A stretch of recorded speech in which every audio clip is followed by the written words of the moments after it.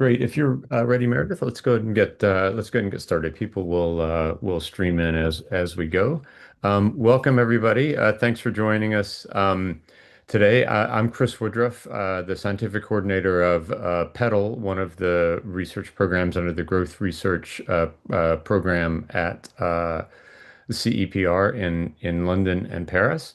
This is a course on private enterprises, productivity, and economic growth that's co-sponsored by PEDL and STEG. The scientific coordinators for STEG are Doug Gollin and Joe Kobaski, who may join us at some point. Um, I want to recognize and thank the UK's Foreign, Commonwealth and Development Organization for financial support for this program through the UK aid program. And I want to also thank the staff at CEPR, especially Daisy, Vito, Tom, Clara, and Mandy for logistic support.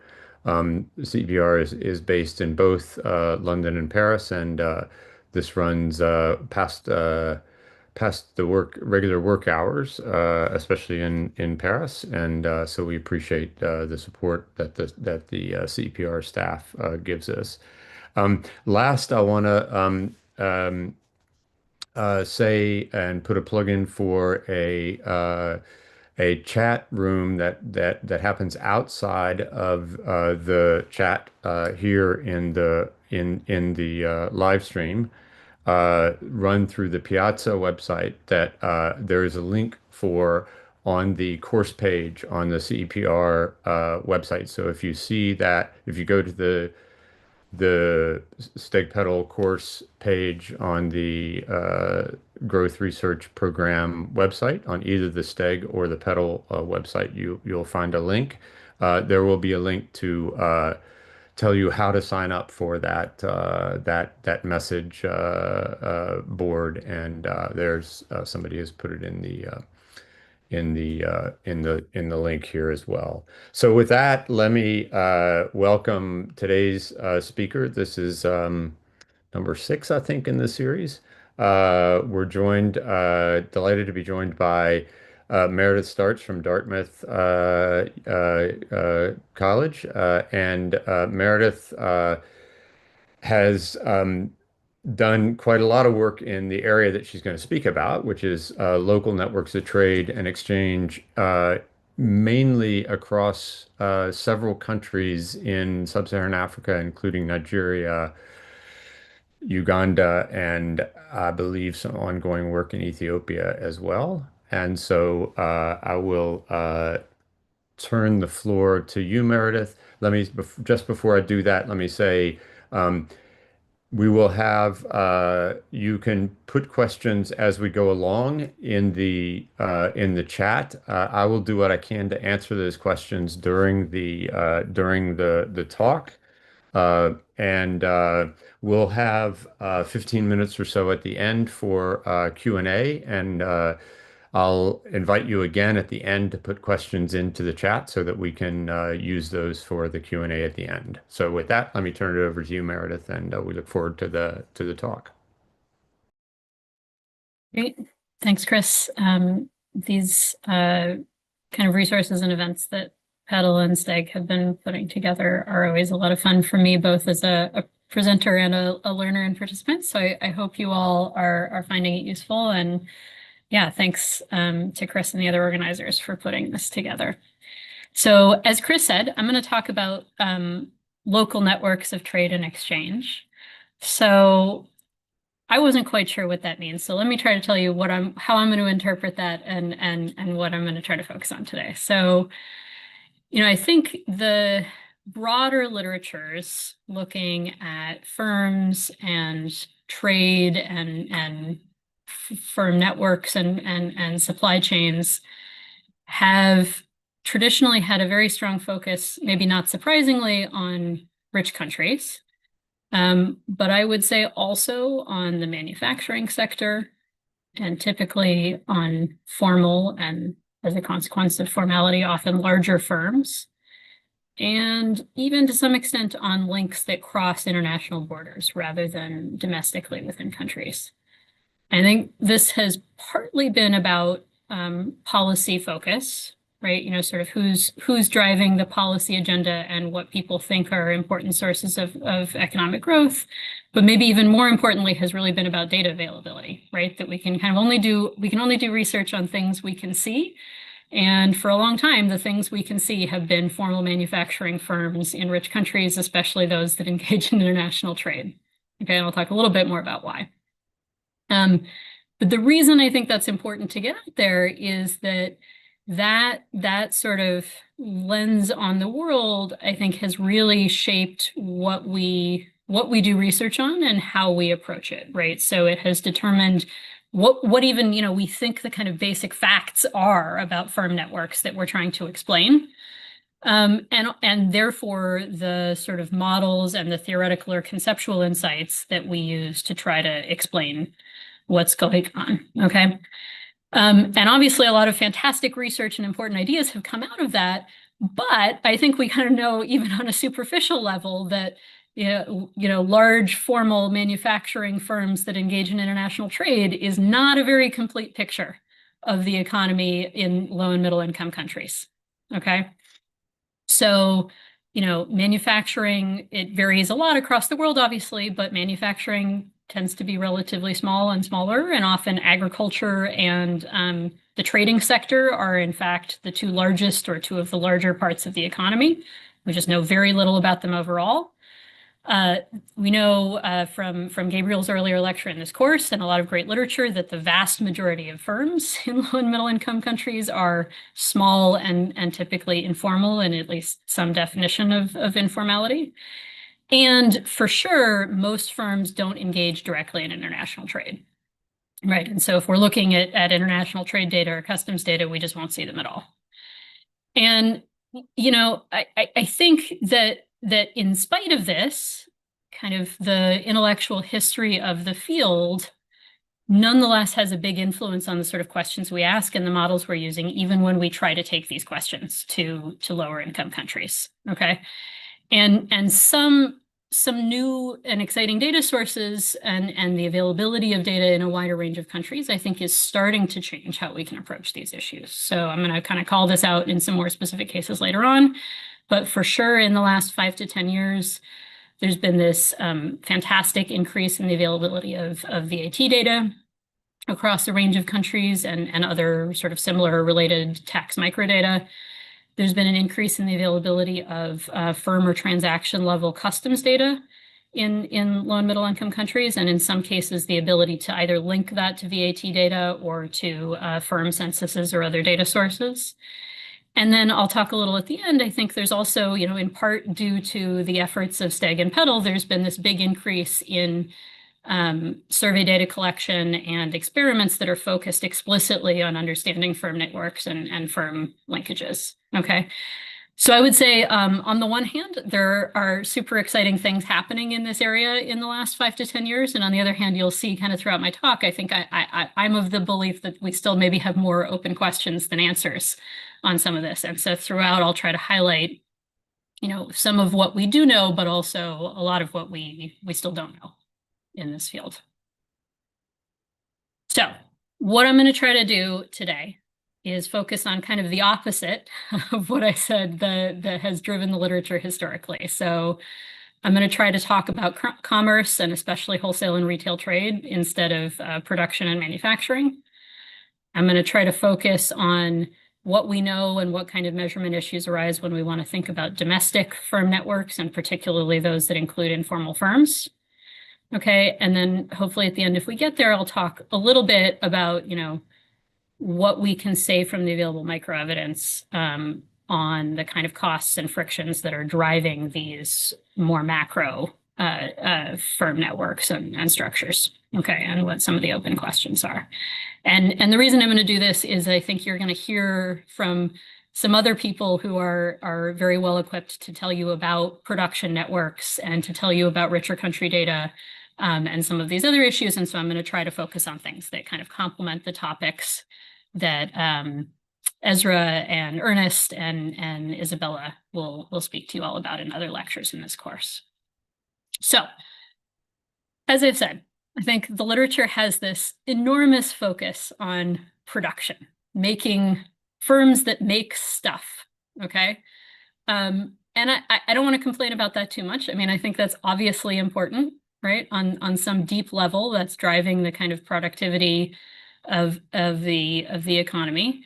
And, you know, I think reasonable to argue that our two most major sort of growth or structural transformation episodes in modern economic history are really about changes in manufacturing. So both the Industrial Revolution in Europe and North America and the sort of growth miracles in various East Asian countries in the 20th century. And what that has meant is that I think in the research world, there's this kind of self-reinforcing cycle where we know it's historically important. Policymakers are very focused on that. That drives what kind of data is available. And that in turn drives what kind of research we can do, right? That governments are very interested in manufacturers. And so we have things like censuses of manufacturing or surveys of manufacturers.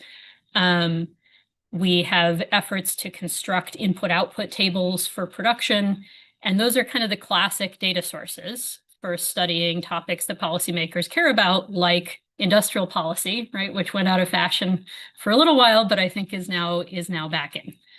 And in contrast to all of that, what I'm going to talk to you about is commerce.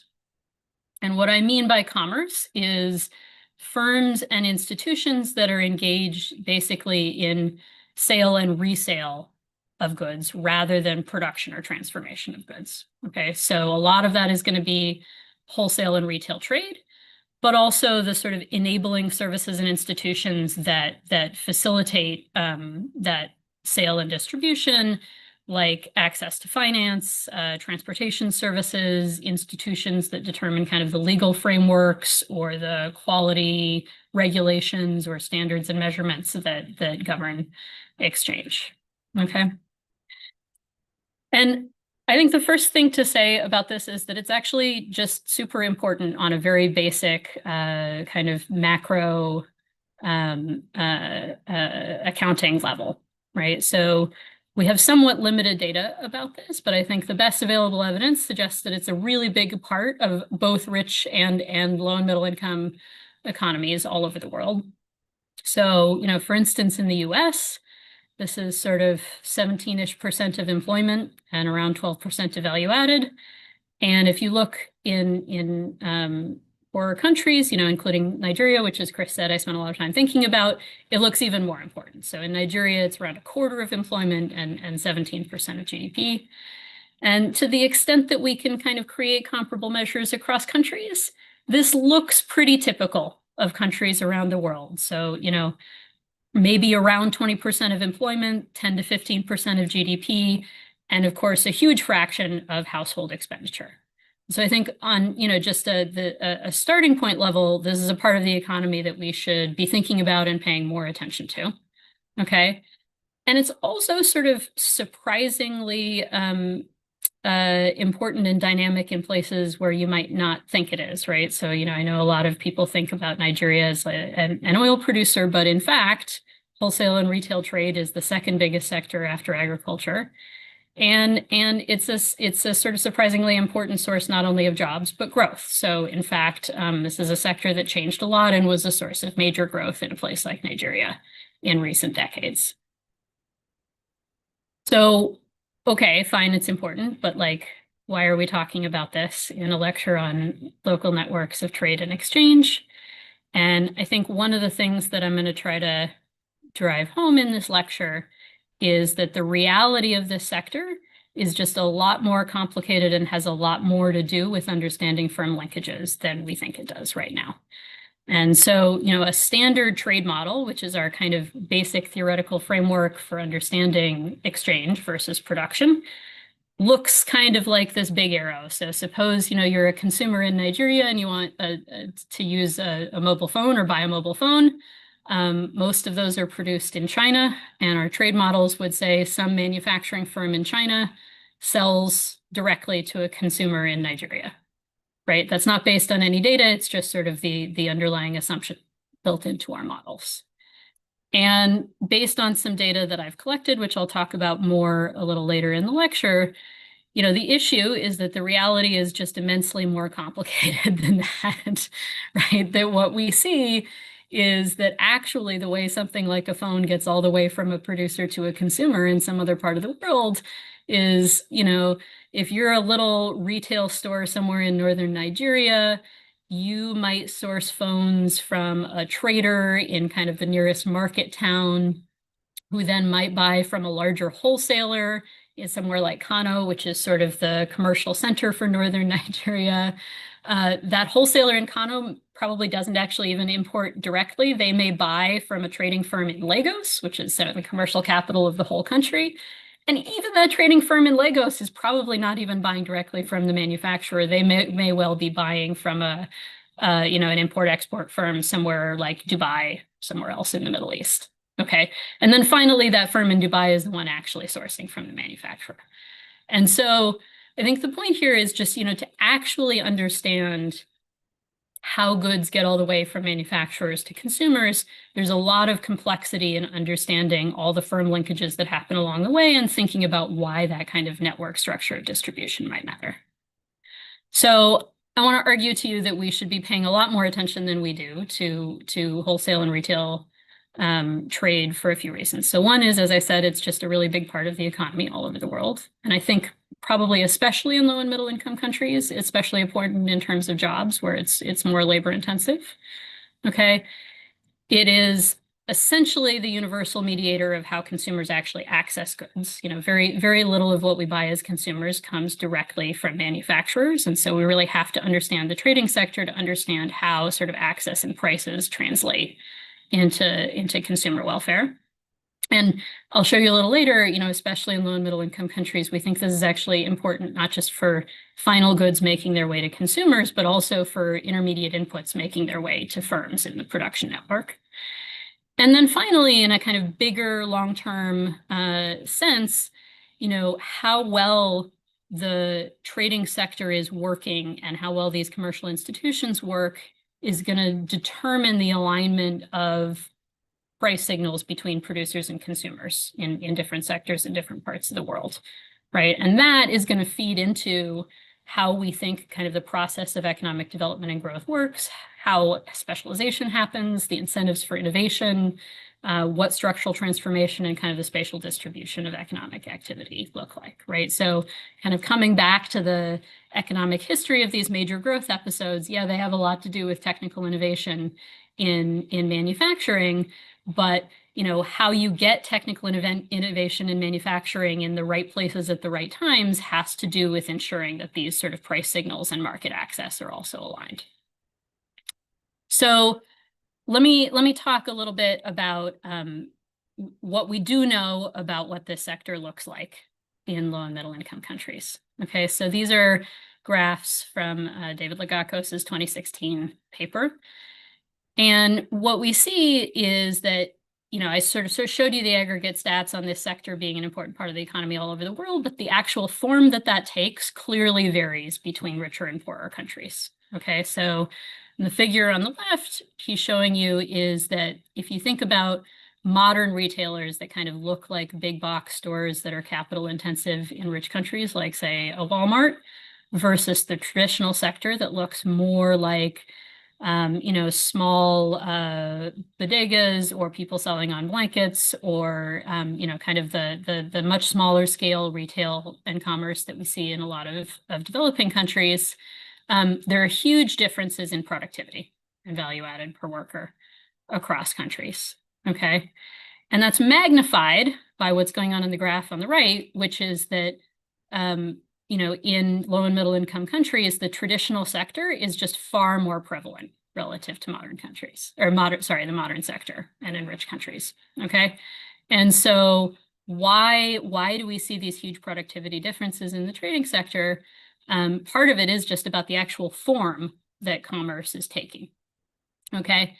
And so this traditional wholesale retail sector looks very small scale. It operates in these super fragmented and decentralized distribution networks, right? Without sort of formal distribution agreements. and delivery, and it's much more labor intensive than the kind of modern form of retailing that's more prevalent in rich countries. And I think we have super limited data on this, but to the best of our knowledge, this really looks like the vast majority of retail access in poorer countries, right? So, maybe as much as 98% of consumer packaged goods in Nigeria, but similar in plenty of other large countries in the developing world. Now, what do we know about what happens when you start transitioning from the sort of traditional retail to more modern retail formats? This kind of started to be a big deal in at least some countries as early as the 1990s, when foreign retail chains start to enter into emerging markets, okay?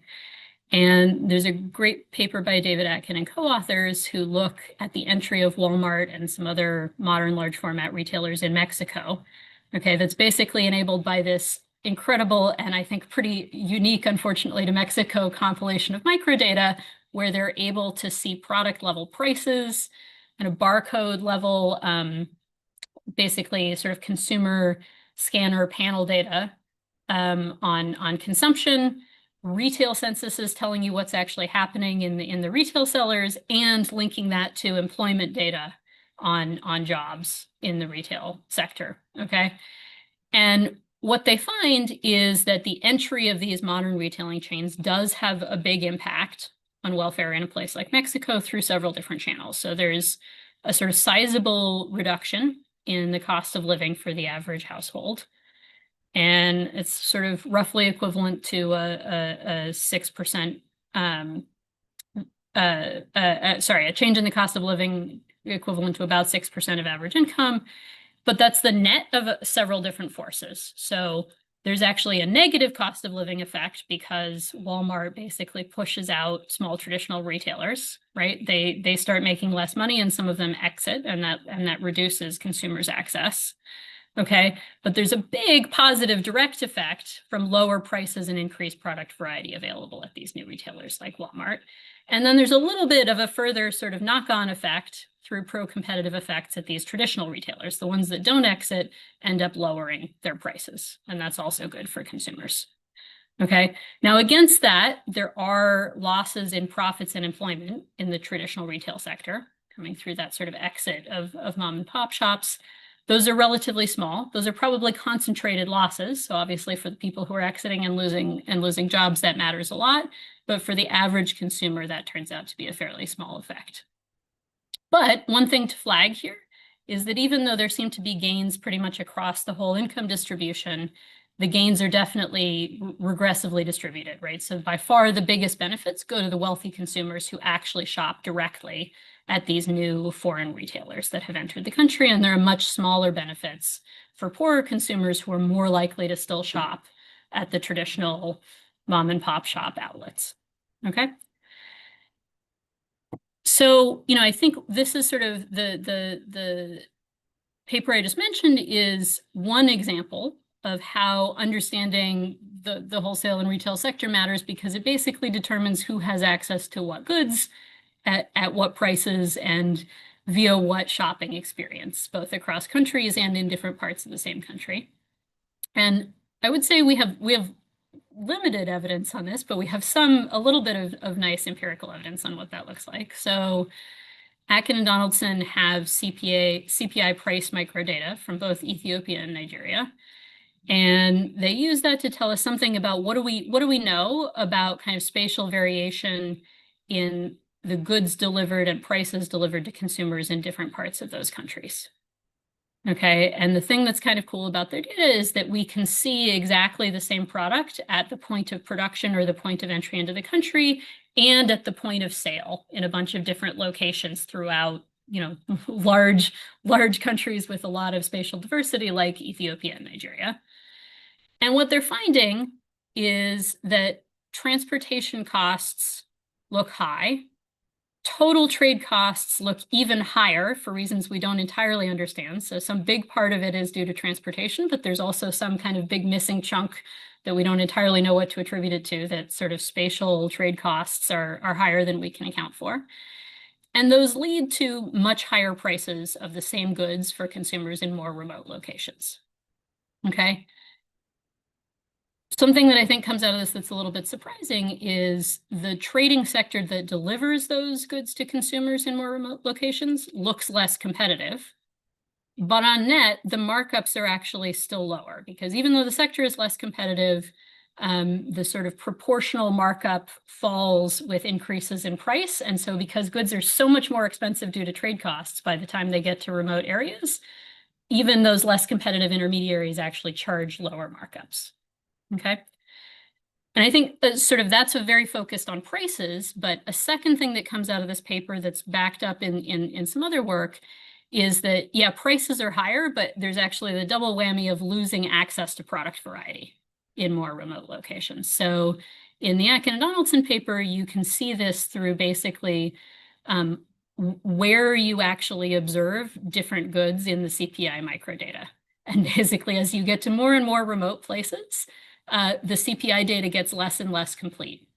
That basically the enumerators who actually collect that price data, they go to those places, but there are a lot of goods that they just can't find at all in remote locations, which sort of strongly suggests that they're not available for sale, or at least they're not regularly available. And that's sort of an indirect way of understanding product variety and remoteness. But there's some really nice survey data in the second paper in Ethiopia that sort of directly observes product quality, both in remote villages and in market towns that serve those villages. And there you can see directly that villages have about half the available product variety that even kind of the closest market town that they have access to does. And in addition, they're paying higher markups. So I think there's some mixed evidence there on sort of net effect of remoteness on markups. Okay, so I think the upshot of what we know from this literature so far is that remote consumers are probably really, really losing sort of on three margins. One, the actually higher trade costs to get goods to them. Two, the higher prices they pay once the goods get there. And then three, just less access overall to both retailers and to product variety. So in, I think, especially developing countries, it turns out that this sort of role of the trading sector in providing access to goods and markets matters not just for final goods consumers, but also for firms, right? And so we know from a lot of evidence in both rich and poor countries that actually relatively few firms engage directly in international trade, either as importers or exporters, but that many more are exposed to international markets indirectly. Okay, and there's sort of two ways you can think about indirectness. So one is in terms of their factor content, right? So that's maybe I'm not using directly imported inputs, but I'm using inputs that are produced using imported inputs, right? And so there's some sort of international factor content represented in my inputs, even though I'm not directly buying imported goods. But there's a second, more literal type of indirect exposure, which is I actually am buying imported inputs. I'm just doing it through these trading firms, right? That basically I actually buy from a domestic wholesaler who is the one doing the importing. And the same is true of exporting or selling, that firms in many parts of the world may export via trading firms rather than through direct connections. Okay. There's some nice evidence on this on a paper by Blum and co-authors that I think is quite stark, that in Chile, based on some very detailed customs microdata and connected VAT data, that actually 40% of all intermediate inputs imported into the country come through domestic intermediaries rather than direct links with foreign producers, okay? And one of the messages of that paper is that the sort of availability of this indirect access channel is especially important for smaller firms, right? That the argument in their paper is that basically there are relationship level costs that make it not worth it for big manufacturers to sell directly to small producers. Okay, and so if you couldn't go through these wholesalers, you just wouldn't sell to them at all, and they wouldn't have access to those inputs. Okay, and the presence of these wholesalers as intermediaries allows smaller producers in developing countries to access a much wider range of intermediate goods than they would otherwise. And if they couldn't do that, then the sort of prediction is that we would see a lot of smaller producers exit and domestic market concentration increase a lot, which obviously then has further downstream implications for markups and for consumers. Okay. And these sort of facts are definitely not specific to the level of development. So in fact, some of this is things that came out of much earlier work using VAT data and customs data in rich countries. So, even in a place like Belgium, we see that actually fairly few firms have any direct international connections, but almost all of them have substantial foreign factor content in their production.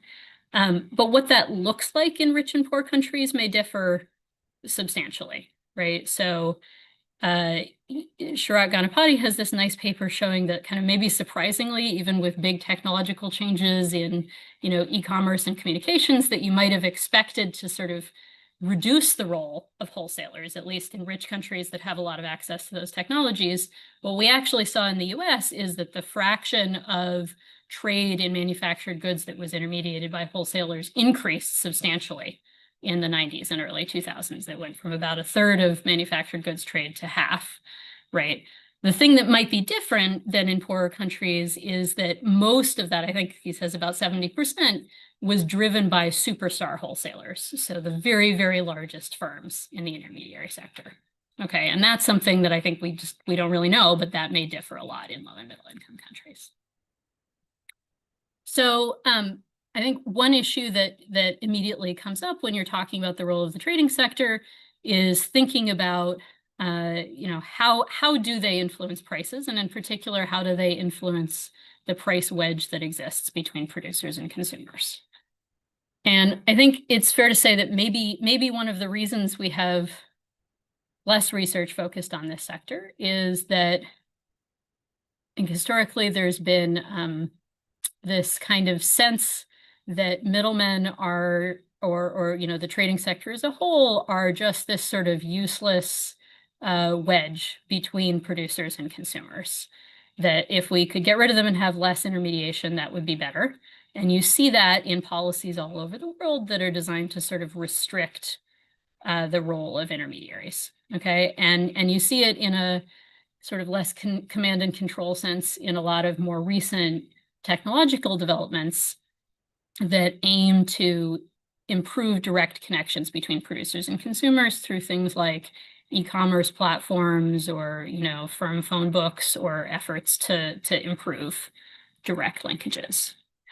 But I think to the extent that we have evidence on, market power and price wedges in the trading sector, it's actually quite mixed. So I will say, I think the vast majority of what we know comes from agricultural markets, at least in developing countries. And so this may not apply to all sectors.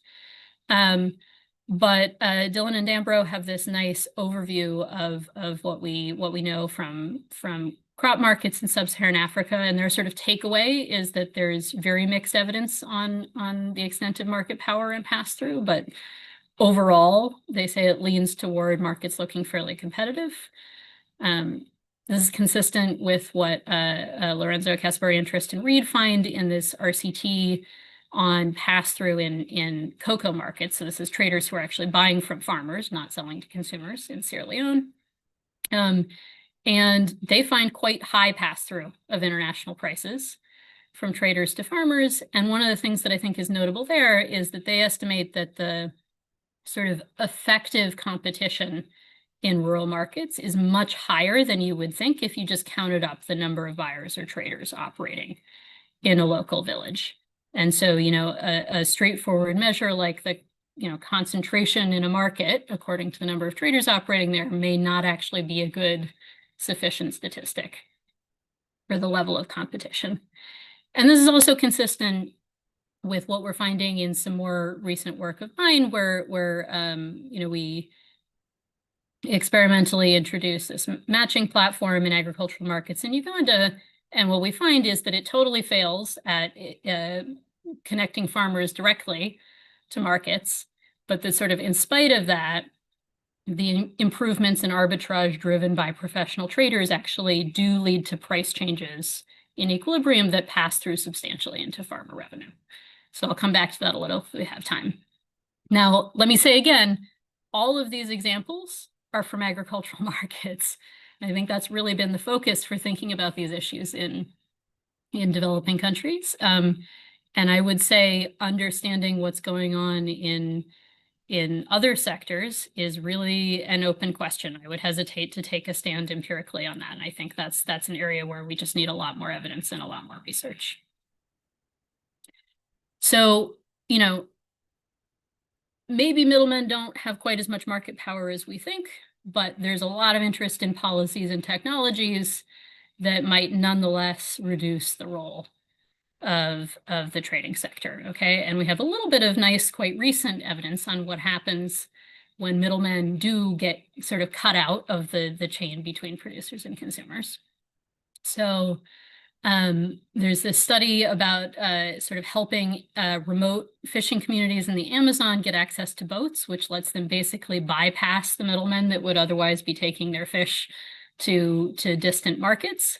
And that, I think, is sort of the most positive case I've seen in the literature, where getting access to boats does, in fact, let those fishing communities cut out the middlemen that stand between them and downstream markets, and they then use that to get higher prices, and it increases income in these remote villages. Now, the opposite case comes from this study following what happened when Bangladesh banned a particular type of intermediary trader in oil markets, where they saw kind of the opposite, that you restrict the role of these intermediaries. And in fact, what you see is that increased downstream prices and reduced pass-through of international oil prices into local markets. Okay. Now, a third case that is not so optimistic in a totally different way comes from this kind of cool RCT in Colombia, where a local distribution startup basically tried to sell directly to bodegas and small retailers via, I think, an app essentially, but it let people basically not go to the local wholesale market to restock. And there was some evidence that got them lower prices, and it definitely saved them a lot of time traveling to the market if they used it. And in spite of that, people basically didn't take up this service. And I think at the end of the paper, there's a bit of a mystery about why exactly that's true. But I think the message from that and some other research that has made efforts in that direction is that, distribution startups and use of technology to try to reduce the length of these intermediary distribution chains or supply chains they're not super low-hanging fruit. There's something there that we don't quite understand yet about why these small firms and small retailers go via these wholesalers and these more complex sourcing chains that we kind of need to pin down better before we understand what the welfare effects of these technology changes will really be.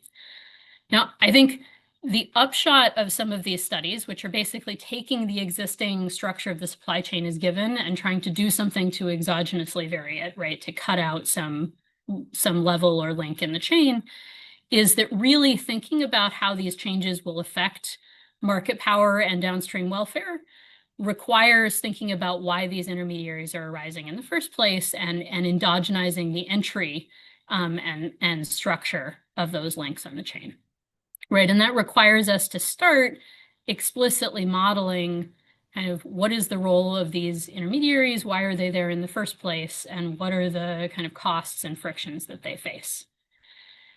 And I would say there's a little bit of thinking about this in the older trade literature, right? There are some papers that think about why firms export via wholesalers in many countries. And the sort of common feature in those papers is that it has something to do with scale economies. And when you're thinking about that in like a rich country manufacturing international context, typically the thought is there's some fixed cost of starting to export to a new destination country. And so if you're a small manufacturer, it may not be worth it to you to cover that fixed cost. And there's this sort of alternative mode of exporting, which is that you can pay a smaller fixed cost to sell to a wholesaler who then takes advantage of scale economies to basically cover that larger fixed cost of actually exporting. Okay. And so that idea is there in that older literature focused on international trade and manufacturing. okay? But I have some work thinking about what happens when you extend that idea to thinking about distribution in a developing country context. So I have a project with survey data, thanks PEDL, on distribution chains in Nigeria. And the kind of first fact that we establish in that data is that distribution chains are really long. So that's kind of the motivation going back to that picture I showed you with the super complicated chain actually taking the phone from the manufacturer in southern China to a consumer in northern Nigeria, is that, it's not just that there's a wholesaler, it's that there are at least 2 or 3 separate intermediation links between a producer and a consumer, typically in Nigeria. And a lot of features of transactions seem to systematically vary with the point that a firm is along that chain, okay? So the first thing we're thinking about in this paper is why would that be? Why would we even see these chains with multiple levels of intermediation, right? And the kind of older framework with a fixed cost of exporting to a country can't really explain that. But a very related idea, which is that there are firm level scale economies or fixed costs associated with sourcing, can. Okay, so what does that look like? If you're a small firm in Nigeria, it can look like things like the cost of time or the actual cost of traveling to go find a supplier or find the products you want to sell. It can come from scale economies in transportation, like needing to fill up a truck or a whole container in order to get goods to the country. It can come from sort of fees and access barriers that scale with firm size in getting access to finance or getting through regulatory hurdles. So there's sort of a lot of just, I think, very tangible aspects of trade costs that we think generate these kind of economies of scale for a firm trying to source goods. And the key is that suppose you're a small firm and you can potentially buy the same product, let's say it's a mobile phone, either from that original manufacturer or from a reseller, right? So I could buy a particular model of cell phone from the manufacturer in southern China, or I could potentially buy it from a wholesaler in my local market town. Getting to the wholesaler in my local market town might be much easier in terms of these fixed costs and these scale economies, right? It's lower time, lower information barriers, smaller scale transportation. And so if I'm a small retailer, I may well maximize my profits by choosing to source from that wholesaler with this lower fixed cost of access, even if I have to then also pay them a higher price per unit, okay? So you sort of take this basic logic of scale economies where I'm willing to trade off lower fixed costs for higher prices. And if you iterate that, you can get each firm along the chain making that same decision. Okay, so the importer in Lagos decides to buy from the trading firm in Dubai rather than the manufacturer in China for this reason. And then the wholesaler in Kano decides to buy from the importer in Lagos rather than either the trading firm in Dubai or the manufacturer in China, and so on. And if you basically iterate that logic of scale economies, you can get these very complex chain structures of distribution without needing to have anything that you kind of see in the production networks literature leading to these complex firm structures like different technologies or different inputs or different sort of specialization. Okay. And the first kind of conceptual insight from this paper is that if you kind of think through this logic a little bit more formally, you should expect to see these longer and more complex chains in places where firms and destination markets are small and trade barriers are high. And so the sort of prediction there is that we should expect that as we go to low and middle income countries, we should think that if anything, these distribution chains will be longer and more complicated than they are in richer countries. There's a second conceptual implication of the framework in this paper that I think is useful for thinking about development, which is that once we have these multi-intermediary chains, we should expect prices and markups to systematically vary with the position along the chain. And so, I'm just going to kind of pull one result from the paper, but if you're in a setting with something standard like CES demand at the retail level, Okay, so final consumers who are substitutable across different retailers. But then you also have an upstream link where there are wholesalers who are making choices about which firm upstream of them to source from. And their upstream suppliers are differentiated in some way. And so you end up with this multi-intermediary chain with L number of links. Then you can think about the markups at each link L as being basically the compound elasticity of all the steps downstream of them. So what this equation says here is that the price elasticity of demand that a seller at step L on the chain faces is going to be, the sort of combination of the price elasticity of demand at the final retail step, right? So when you have a higher sigma, price elasticity is higher, okay? And the substitutability, which translates into the price elasticity of wholesalers or other intermediaries at each upstream link L. Okay, so if this mu W is something like governing the substitutability of suppliers at upstream links, okay, then you're gonna, if I'm a seller at step L, I basically face not only the pass-through price elasticity from the retail step, but also the pass-through price elasticity from each downstream intermediation link along the way. Okay, and so the more upstream I am, the more this compounds, and we should expect demand to be more and more elastic as you get further away from consumers, which in most frameworks is going to suggest that you should have lower markups. Okay, and so what this suggests is that the closer you are to the producer, the lower prices should be not only because there are less trade costs at that point, but because markups are also lower because demand is more elastic at those upstream steps further away from consumers. And as you get downstream, closer and closer to final consumers, prices are getting higher, not only because costs have compounded, but also because you have less elastic demand, which is leading to higher markups at those downstream steps. And that is exactly what we see in this data. Okay, this is basically when you have more sales that are wholesale, you're further upstream, so you're further away from final consumers. And what we see is that you pay lower unit costs to your own suppliers, and that a big part of that is actually about charging and paying lower markups, even conditional on the costs you pay to your suppliers. So we see this sort of prediction that markups should be falling in upstreamness borne out in this survey data. Okay.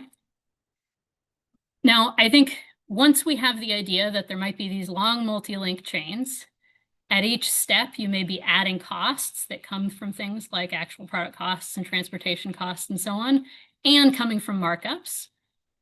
That sort of leads naturally to the idea like, okay, well, if we're adding costs and markups at every step, surely shorter chains should be better, right? Maybe consumers at the end of the chain would be better off if we could just create these more direct linkages and have shorter distribution chains.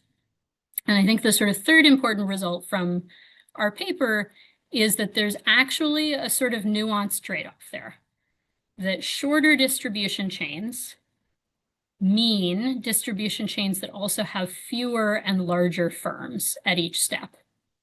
Okay, so you might have fewer vertical links, but you're going to have fewer and larger firms at each of those links. And that creates a pretty fundamental welfare trade-off between lower costs along the shorter chain, but lower entry and competition at each link.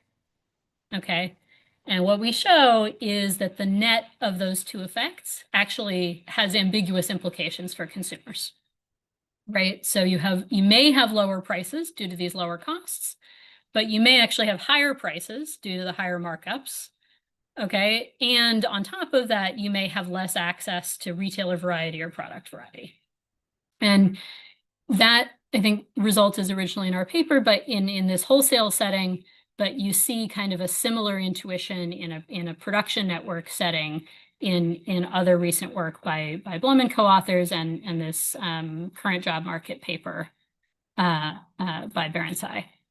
So think what this says is that when we're thinking about new technologies like, e-commerce or distribution startups, or if we're thinking about government policies that might try to improve competition in distribution structures, you need to think not kind of taking the structure of the firm network as some exogenously given thing that you can just change, but as something that endogenously responds to changes in underlying trade costs and policies. Okay. And the way that that network changes has pretty ambiguous welfare implications, where there may actually be trade-offs between prices and variety and access. So let me switch gears a little bit and sort of say, I think we've been focusing on commerce and thinking about the trading sector so far. Let me broaden that a little bit to say, what do we think we know, and what are the measurement issues that have come up when we're thinking about domestic trade networks and buyer-seller linkages more broadly within countries? Okay, and I think there are a lot of reasons it's great to have, excuse me, I'm sorry, everyone. This very detailed microdata on what firm networks look like, both in commerce and in production networks. So one, as we've sort of hinted at, is you kind of need that to have a true picture of access to goods and services, both for consumers and for firms, because they don't always import directly. Second, I think things that other lecturers in this series are going to talk about more, or maybe you've already heard Ernest Liu talk about, is that the network structure itself matters for aggregate outcomes and how, for instance, shocks are passed through to different parts of the network. But also, I think there's a third thing, which I'll hopefully have time to touch on a little bit later. I think seeing this sort of really detailed information about the micro network gives us a lot of information about what is driving heterogeneity across firms and across relationships that we miss if we have this kind of classic, more macro or aggregated data on country or sector level input-output matrices or prices. Okay, and that in turn is going to help us do better research on understanding the costs and the frictions that are driving these linkages, and what kind of policies around information frictions or legal enforcement or access to finance might increase growth. Okay. And so, as I said sort of at the very beginning of the lecture, I think the good news is that we increasingly have data on what's going on inside country borders in firm networks from two sources. So one is from VAT data, okay? And the second is from survey data, which I think has both been generated to understand these domestic networks per se, but also to enable us to measure kind of equilibrium effects of interventions in firms and markets. So we now have a ton of evidence from VAT data in rich countries, which is fantastic. I'm not going to try to cover it here, both because it's a huge literature, and I think other lecturers may be talking about it a bit more. But what I do think is increasingly true is that we have access to some similar kinds of data from low and middle income countries. So there are some great papers coming out in the last 10 years using this data in places like Turkey and Ecuador, to some extent in India. I'll talk about one in Kenya. And I think it's sort of an open question how much the stylized facts that we think we know from rich country VAT data are going to apply in those settings. I think we're starting to see some work on that. But I think there's some particular stylized facts that come out of the rich country data that may well be relevant to development. So one is this idea of indirect exposure, right? And how that matters for the propagation of shocks through the economy. That it's true even in rich countries that not that many firms are directly connected to international markets, but many, many, many are connected indirectly.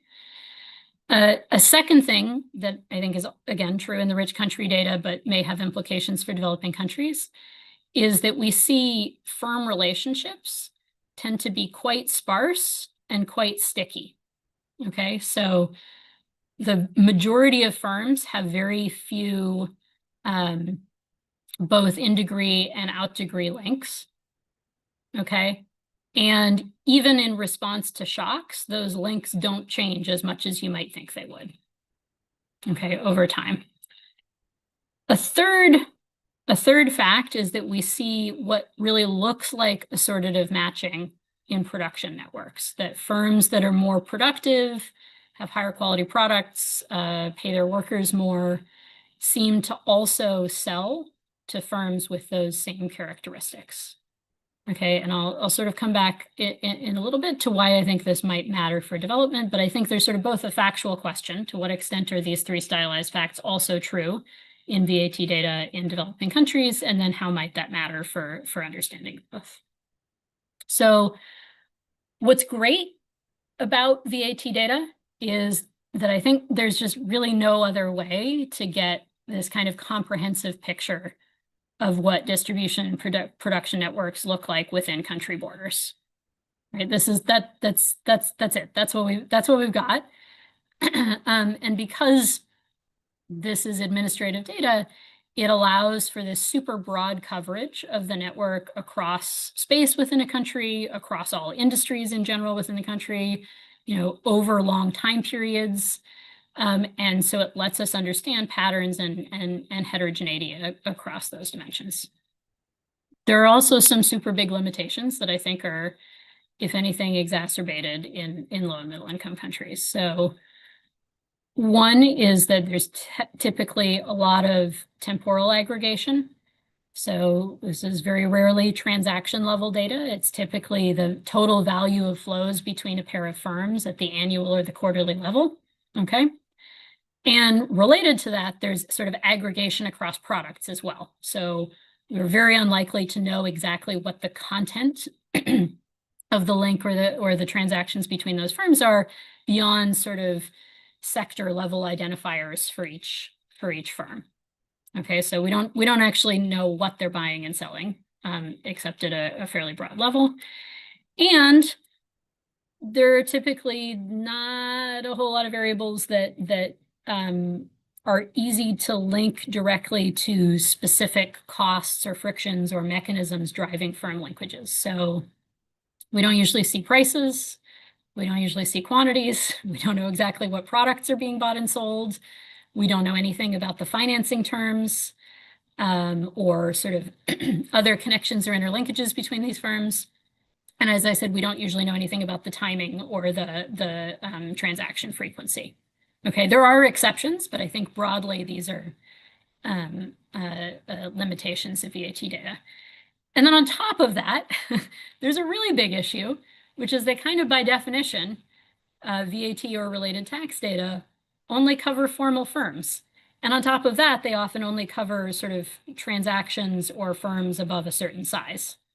Okay, and so the next thing I want to highlight is that that's really a problem for those of us who are interested in low and middle income countries. So we know, from a lot of great literature and Gabriel's earlier talk, that most firms in low and middle income countries are informal in some sense of the word, and that those informal firms differ on a lot of dimensions from formal firms, even within the same country. Okay, and so when we then go to think about, what are our data sources on firms and firm networks coming from VAT or transaction data, or even things like, firm registries, which are providing the sample frame for even a lot of survey data sources, including like the World Bank Enterprise Survey data. We're not getting a view on that enormous part of the economy, and it differs in sort of ways we don't entirely understand from the part that we are getting a view on. And so I think this is a huge open question in this literature, is sort of to what extent does this very limited lens on the section of the economy that we can see, even in developing countries, drive what we think we know about these production and distribution networks. So one really cool recent paper that I'm aware of is sort of trying to take a first pass at this issue. Okay, so this is a paper using a combination of data sources in Kenya where, importantly, you do have access to, or some people have access to VAT data. Okay, but you can then combine that with kind of more macro data about the whole economy and survey data about informal firms. Okay, and what they're trying to do in this paper is say, how does what we think we know about firm networks from the VAT data, which only covers formal firms and transactions, represent or not represent the actual entire economy and the whole firm network in a place like Kenya, where informality is obviously a very big deal. Okay, and I think their takeaway is that the stylized facts from the formal firm network are definitely not representative of the whole economy. Okay, so a few facts that they highlight.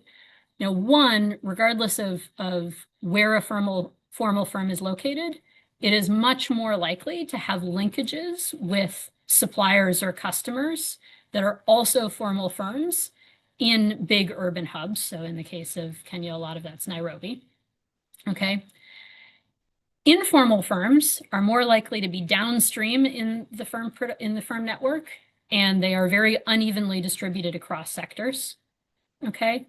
And informal firms are also more likely to be located even within the country in smaller and poorer regions and to have much more local linkages. Okay, and what that means is that if we describe the firm network using just the VAT data, we shouldn't expect that to in any way accurately reflect the overall firm network and actual patterns of economic activity. And in particular, what this paper does is sort of say, suppose we think as a conservative assumption that informal firms' linkages look like the smallest formal firms, right? They may be even more different than that, but suppose, like, conservatively, we think they look like the very smallest formal firms. Then, one, there's a lot more local and within region trade. And by within region, I mean like regions within a country. This is all domestic. Than we think there is if we look at the firm network using VAT data. Second, economic activity in the country as a whole is just way less concentrated in major hubs like Nairobi than we think it is, based on the VAT data. And maybe most importantly, this suggests that if we're sort of thinking about why the firm network matters, things like the transmission of shocks from different sources will be really different than we think they are if we look only at the VAT data. So in particular, that the economy of a place like Kenya overall is going to be less exposed to international shocks than we think it is based on the formal firm network, but it's going to be more exposed to transmission of regional domestic shocks within the country than we think it would be based on the formal firm network. So I think this paper is, just a first pass at something that is a huge open question, I think, for this whole literature. But it's sufficient to say that we should be really cautious about extrapolating from VAT and tax data to overall firm networks in low and middle income countries. So what else can we do? Other than, I don't want to be too down on VAT data. I think there are amazing things that we're learning from that right now. And moreover, what else can we do here? Well, we can go out and try to collect survey data on firm networks. And I think the kind of pros and cons of that are just exactly the flip of the pros and cons of the VAT data, right? So it's almost always going to be way more limited in terms of the geographic or sector coverage. And potentially the time period covered. You're just going to have much smaller samples. And, there are sort of issues around potentially incomplete data with firms not being willing to voluntarily disclose who they're doing business with or the characteristics of that business, which are at least partially overcome by, governments legally requiring you to report things for tax purposes. Not that that's entirely unproblematic in VAT data either. Okay. Now, I would say I don't know of data other than stuff we're currently trying to collect that really characterizes across multiple links in a production network. And so I think the very best use of this kind of data so far has been capturing really rich information about what's going on at a single link within firm networks, right? So sort of one buyer-seller step in a full network, and using kind of the strength of survey data, which is this really detailed information about the features of transactions, to get a better understanding of the micro determinants of the costs and frictions that may then be driving these more macro network patterns. Okay, so I think, there's a lot of theory out there about what types of costs and frictions may be driving those patterns of linkages. I'm not going to have time to talk about all of them for sure, but I think there's work out there, again, mostly driven by international trade data and data on rich countries, thinking about information frictions, where that could be about trying to find out about products, so the prices of products, the quality or the characteristics of those products and where they're available, or about potential partners. So just, what firms are out there for you to link with and what are they like? I think there's work on sort of trust and contract enforcement. If I'm working with a supplier, how do I know that they're actually going to come through with the products that I was supposed to get and that they're going to be the quality that I expect? And I think there's some work on sort of other dimensions of interlinkage that create stickiness in buyer-seller linkages. So trade in multiple products or across multiple locations for multi-location firms, or sort of linkages over time, like trade finance allowing me to buy now and pay later.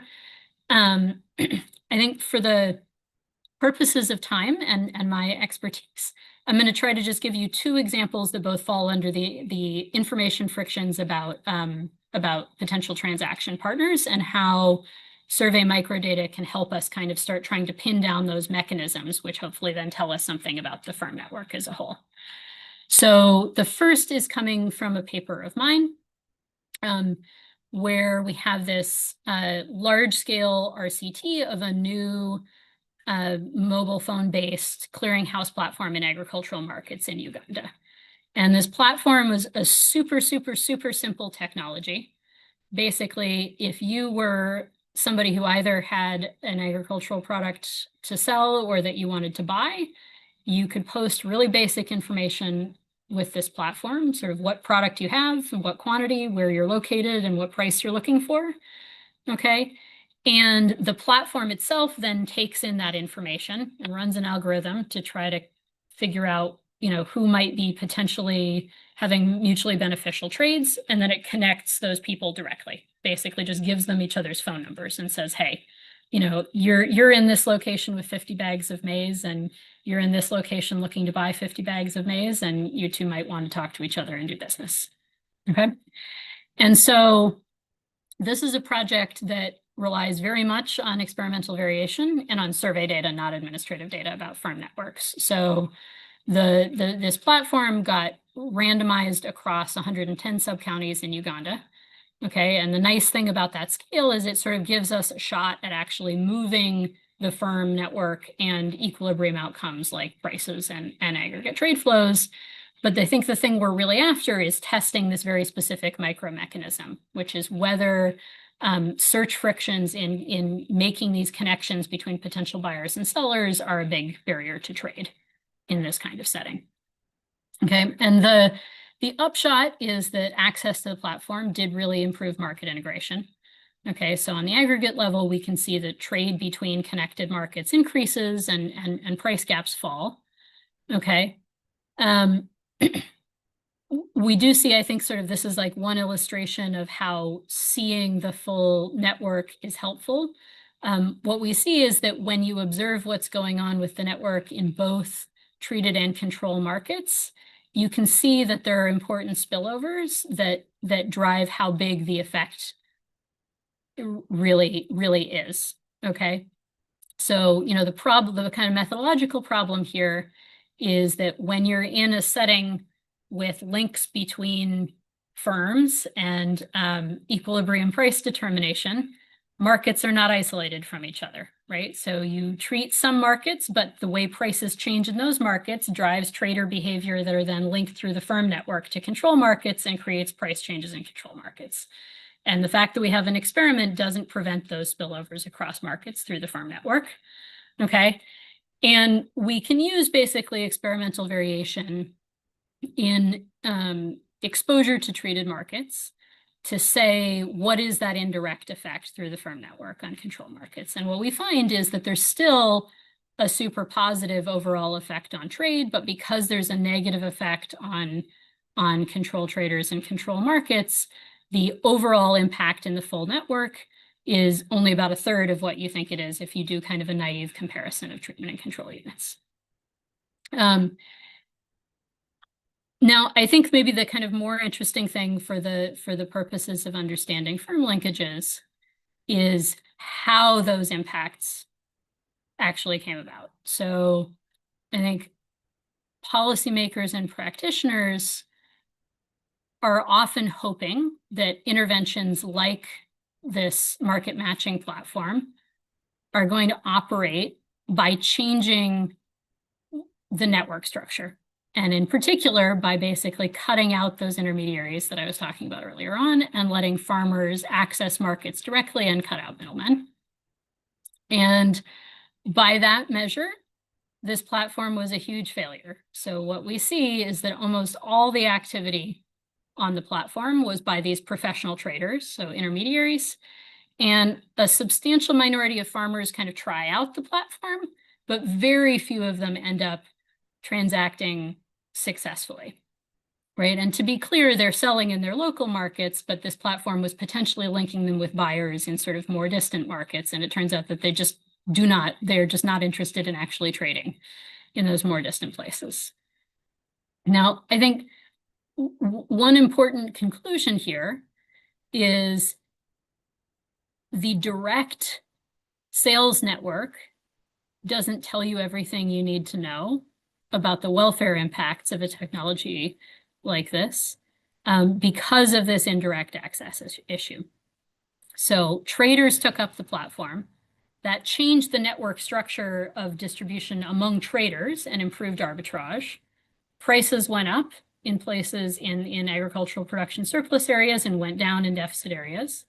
And what we see is that those equilibrium price changes driven by the improvements in arbitrage pass through indirectly to farmers and show up in their revenue. So if you're a farmer in a surplus area, your revenue increases, and if in a deficit area, your revenue weakly decreases. Okay? And so you don't need this sort of direct linkage in the network in order to be impacted by price changes that pass through. Okay, and I think one thing that we learn here is sort of what's the underlying friction that's determining those linkages? Why aren't farmers willing to engage directly once the technology about linking with buyers changes? And what we argue is that there are these huge scale economies in buyer-seller search and in transportation in these markets that, there's a big fixed cost of doing something like driving to a distant market within Uganda with a whole bunch of maize and hoping that there's going to be a ready buyer there when you show up. And even though this intervention reduces those scale economies, okay, it's not enough to basically make it worth it for individual farmers to pay that cost of linking to a distant market. Okay, so what I'm showing you here is the size distribution of farmers and the size distribution of these agricultural traders, okay? And the vertical line on the right is basically the minimum scale that you needed before the intervention to profitably serve a given route between markets, right? To be willing to buy or produce in one market and sell in another particular market to cover those scale economies. And the intervention pushes that threshold size to the left. And so that draws in smaller traders and it does rearrange the trading network. But we're still just really far from the scale that would enable individual farmers to participate directly in trade. Okay. And so I think our takeaway here is that these scale economies are super important and that search costs are one source of those scale economies. And if we're sort of trying to understand why do we get these long, complex chains and network structures, we need to think really seriously about those sources of scale economies and be realistic about whether particular interventions that are trying to rearrange the network are actually going to pull in the people that that you think they are. So let me, just as kind of a final thing, give a second example of using sort of experiments and micro survey data on networks to try to understand these micro foundations of frictions. So this is an experiment in a very different setting in agriculture in Uganda, in the Chinese paintbrush production industry. Okay, and the intervention in this setting provided was related to what I was just talking about. So basically provided referrals between potential buyers and sellers. Okay, so this is also trying to change the structure of firm linkages. And there were sort of two aspects to the intervention. First is some of these referrals were screened. So kind of based on existing information about the production network, they thought that a particular buyer and seller might be a good match for each other. And then some of those referrals were also subsidized. So the researchers provided a 50% discount on the first transaction if that kind of referred buyer and seller decided to do business.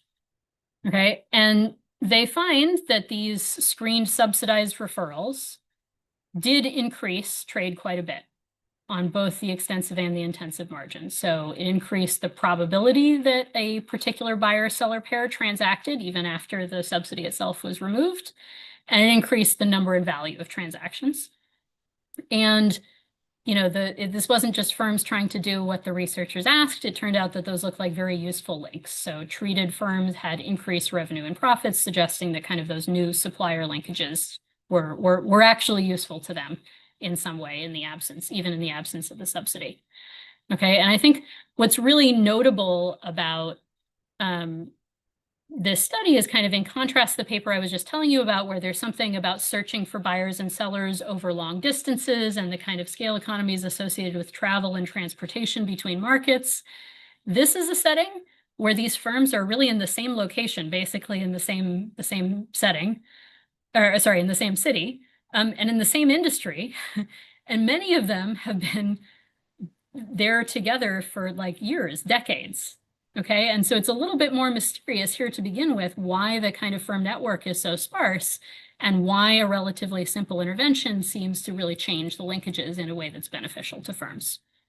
Okay, and I think there's still some open questions here, but I think the upshot is that this suggests that there are major search frictions driving firm network structure, even kind of in the absence of these big distance costs, and that there may also be something around kind of firms' incorrect beliefs about the value of additional suppliers or better suppliers, right? Which, to be clear, could be rational incorrect beliefs. It may not be worth paying the search costs to learn about whether there are better suppliers out there. But kind of when you change those beliefs, it can have very beneficial effects for firms. And I think, the reason I wanted to show you this paper is I think this is again an example where collecting survey data on the firm network at just kind of one link step, it's not telling you about this macro structure of the economy, but it is giving you a lot of insight into the kind of micro foundations and specific frictions and costs that then may be driving that larger firm network structure that we can potentially see in VAT data and other more comprehensive sources.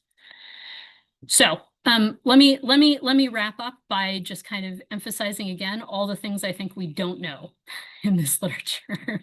So very broadly, I think we're still lacking just a lot of basic stylized facts about what firm networks actually look like in low and middle income countries for many of the reasons that I've already belabored. Understanding whether kind of the big patterns and stylized facts actually look like what we think we know from primarily data on formal firms in richer countries.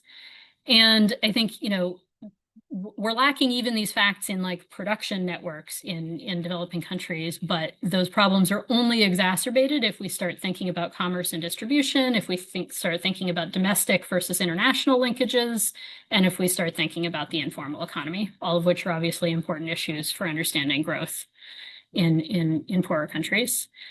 And then I think there's some big open questions that could potentially come out of, answers could come out of having better data about what the facts are. So I think one is really understanding better the extent and the determinants of market power in these firm networks, especially outside of agriculture, which is, I think, where we have the best evidence. And that's obviously an important sector for developing countries, but we know very little outside of it. Second is learning more about these micro foundations that are driving the apparent stickiness of these firm links, right? And sort of how much this is about things like search or trust frictions or risk aversion that may be different in low and middle income countries than rich ones. And then obviously understanding that will let us think about all sorts of more policy relevant stuff, like how these are impacted by new technologies that are arriving, e-commerce, access to better communications technologies, startups that are trying to explicitly change the distribution sector. And more broadly, how all of those are also affected by the quality and structure of market institutions. So this is something I didn't really have time to touch on, but I think we have a lot of open questions about how things like legal systems and quality regulation and the structure of financial services impact firm networks and welfare issues downstream of that. And then finally, I think, if we do get a better handle on what these firm networks look like, I think there are a lot of important questions around kind of how the network itself and potential complementarities across links in the network matter. Right, that if it turns out that we do see these kind of positive assortative matching in the firm network around quality or skilled labor, does this mean that sort of policies that are trying to induce quality upgrading require kind of big push interventions that target not just a single link or level in the production or distribution network, but that sort of simultaneously target a whole chain? Are there things that sort of there are kind of like O-ring type barriers at the interface between formal and informal firm linkages, right? Where informal firms kind of face a discrete barrier to supplying or buying from the more formal or internationally linked firms.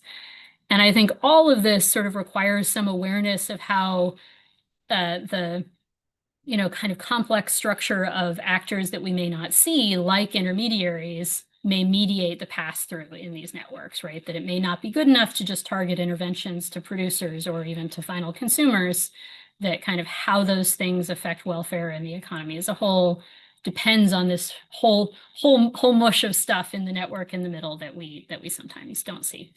So with that enormous request about where I hope the literature will go, I think I will stop there. Thanks, everyone. Amazing, Meredith. Thank you so much for that. Really super clear and incredibly comprehensive. I've got three questions I've pulled out of the chat, and there are going to be more coming in. So let me start with these three. And I realized last week when more competent moderators like Joe did this, that he captured the name of the person who asked the question. I failed to write that down, but I've got the questions here, and in the interest of time, I'm gonna ask forgiveness and not go back and look for the names. But the first is, are there structural differences between intermediaries who trade inputs for firms and traders who sell to consumers? It seems they arise from different types of problems in the market. So, what do you think about that? Well, we think if we think about the sort of upstream intermediaries and the last mile intermediaries. I see. Okay, so I think my totally honest answer to that is going to be I don't know, and I don't think anyone knows. Let me engage in some brief speculation about what I think the issues are likely to be. So I think there may be two dimensions of difference there. So Chris, you kind of added the upstream downstreamness thing at the end. So like even within just the distribution part, there can be more and less upstream intermediaries, right? And there, I think there probably are big differences, right? Like what retailers do is definitely different than what wholesalers do. And I think we are likely to benefit from thinking carefully about like what is productivity at the retail level and what are the costs that they face or in a business that's really focused around providing services to final consumers. That's going to be different from what wholesalers do, which is, I think, likely to be focused much more around solving firm-to-firm problems, right? Dealing with importing, dealing with regulations, dealing with large quantity sourcing. And I think those are very different than things like providing a nice variety of goods and shopping experience to final consumers. So short answer, I think, yes, there's going to be big differences there. My hunch, this is a hunch, I don't think we have any data on this, is that there's less of a difference between wholesalers who are providing intermediate inputs to firms that are then going to use those inputs in a production process, and wholesalers that are basically just reselling final goods that will eventually make their way to consumers without further transformation. My hunch is that wholesaling is actually more similar because the wholesaler is not doing the production, right? And I guess there may be some differences in what you're doing to sort of serve customers that are other retail or wholesale firms versus that are manufacturers. But my guess is actually the kind of upstream sourcing problems that they're there to solve are actually quite similar across final and intermediate goods. Right, right, right. I've always thought about the retail bit as being, I really need to invest in understanding what my customer base wants to buy. And I guess I wonder whether that's also true further upstream, or whether because the wholesalers might be dealing in multiple product, sort of, I don't know, and known for a certain thing, maybe people come to them. Yeah, so I'm trying to think what we know about this. So I think um, I think one thing that we do see, at least in rich countries, is that the biggest wholesalers have huge product scope. So Hmm. they are not that specialized. Hmm. And that part of what's going on is that they have the downstream relationships, but then can supply a pretty wide variety of inputs or products. Now, I guess there's an issue of sort of how information trickles back upstream, right? Like the retailers are very specialized in understanding what the consumers really want, and there may be a question of like how that information then gets transmitted to intermediaries upstream who are actually figuring out like, okay, we want these sort of goods, where do we source them from, and how does that work? And I don't think we know anything about kind of how information frictions of that sort about like Hmm. demand may pass Hmm. through the production network, and whether sort of like understanding what final consumers want gets kind of like garbled as you go back upstream. I think that would be super interesting, but I don't think we know anything about that. Okay, the next one is asks about whether basically asks about whether the length of the supply chain um, affects aggregate productivity. And so, in particular, from a productivity perspective, could shorter supply chains reduce aggregate productivity? And I guess that what the questioner is thinking is that there's more concentration in a sense. If linkages with large firms become more limited, large firms may effectively act as gatekeepers and selecting only a small number of upstream suppliers, and that you know that could actually reduce productivity. Yeah. Um, so I think that we have a little bit of work suggesting that's true on the downstream side. So that's kind of what this Blum et al. Paper argues, right? That if you have shorter chains, um, in this intermediation sense, not necessarily in a production network sense, right? That potentially increases prices and reduces access to inputs that are needed by downstream produced manufacturers, right? And that can decrease productivity. So there's both sort of a pro-competitive effect of longer chains there and a variety access channel. So I think that is probably true, and that's the idea there. Um, I don't know of good work on the kind of market power operating in the opposite direction, which I think was the last suggestion, right? That like you can also become kind of an exclusive distributor for only a subset of products, and you sort of exercise market power by being unwilling to actually carry the full variety of goods if you kind of have enough of a kind of centrality in the network to exercise that market power. And I think that's plausible, but I don't think we have any evidence on that. That's great. So we're at time. Let me thank you again, Meredith, and the we've just put in the chat the platform, the chat platform that's now open for all participants to interact and ask further questions and so forth. So we'll have to leave it at that. But I want to thank you again so much for a really remarkable presentation and a real tour de force and covering a huge amount of ground and giving us a real sense of what's happening on the ground, not just kind of in theory, but in practice. So thank you so much, and let's everybody give Meredith another round of applause, and we will be back next week with another lecture, and I'm don't have the schedule in front of me, so the schedule is on the Lauren Market Power, it's Lauren. Okay, so Lauren Lauren Berquist Bergquist. will be here. Fakao will be here next week, and we'll give her take on the paper in Uganda. Okay, thank you all very much. Uh, Thanks, everyone. bye bye. Thank Thanks, you. Meredith.